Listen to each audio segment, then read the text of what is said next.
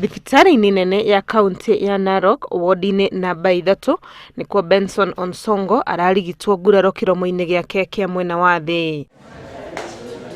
Onsongo augite arari wira-ini riria arakinyirwo ni uhoro ati mutumia wake ni arageria kuikia ruu-ini rwa Mara na uguo arahanyuka, na riria arageragia kumwariria na kumuthaitha aramugaruruka na kumwambiriria kumuruma na magego. Najaribu kumvembereza nifanye hivi, akageuka na akanichukua na akaniuma.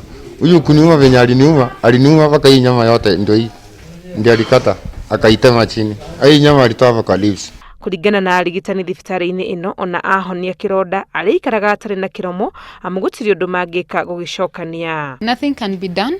It was cut off far away from here. Time elapsed, so the lip will just heal on its own.